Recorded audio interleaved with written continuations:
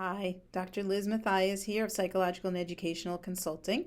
Wanted to offer you a little tidbit today about anxiety, which may be really high as the school year is beginning and after being in almost 6 months of quarantine and having immense fear and worry about the coronavirus.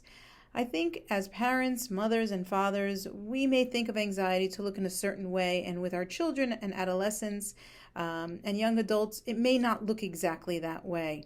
Anxiety is a very individual and personal experience where we may experience it by having stomach aches or headaches or having excessive thoughts and worry about an upcoming event or worrying about the future, maybe even sweating or tensing up our hands or are clenching our teeth.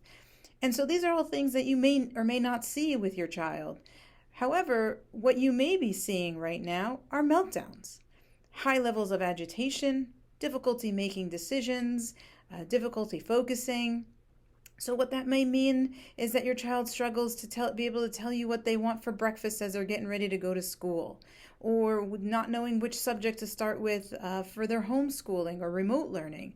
And you may see children who are just melting down for really unknown reasons.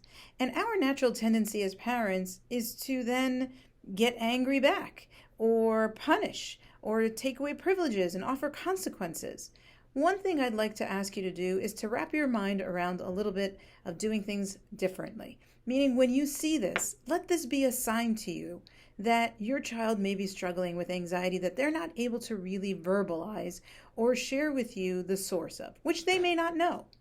So with that said, when you see this, let this be your sign. My child may be struggling with anxiety. Something is on her mind, is on his mind, and he or she is having a hard time verbalizing or expressing it, but is instead manifesting it behaviorally or emotionally through excessive tears or so forth. So when that happens, I encourage you as a parent to stop and to really give your child a chance to process whatever they're going through, and then to ask questions like, are you okay? Is something on your mind? Is something bothering you? And you may get the initial response of no. But over time, your child may be better able to tell you, I'm worried about this. And if they're not able to tell you, you can offer choices, 2 choices at a time. Are you worried about school?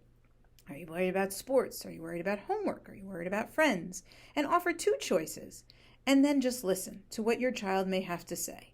If your child is not forthcoming in the moment because they're having a hard time verbalizing it, it's okay to give them space and to just let them know, hey, I know you're struggling with something. I'm not really sure what it is, but I want to help you. So I'm here. And when you're ready, come find me. And that gives a lot of latitude and space for your child to know that there's someone who can help. They may not take you up on it right away, and in fact, they may give you the traditional, nothing is wrong, leave me alone. And that's fine. Give your child that space and let them come to you. Anxiety does better when it's not pressured or it's being forced to speak. And that's a small tidbit that I'd like to give you, is to listen, empathize, and validate. Meaning, when your child tells you, going back to school using this hybrid model is really hard, you can say, yes, I know. I hear you. I'm sure it's really hard. It can't be easy. Instead of saying, you're going to be fine. You just need some time to get used to it. Those comments are not usually validating. And in fact, they're a little bit dismissive. And anxiety needs to be comforted. So don't offer solutions or assure your child everything is going to be okay, or offer rewards, to make them feel better. Let's go out for ice cream. But rather, I'm here, give them the space, give them the latitude, share their emotion, and just create that emotional connection with your child to be able to come to you in those moments where they're feeling overwhelmed by their anxiety. So just a small tidbit. I encourage you to like this YouTube page or subscribe to it. If I learn how to speak, that would be great.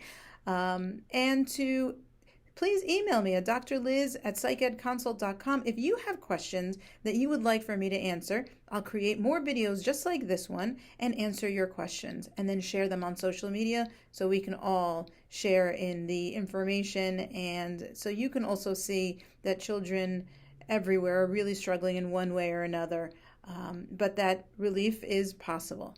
Thank you, and I hope to see you again soon.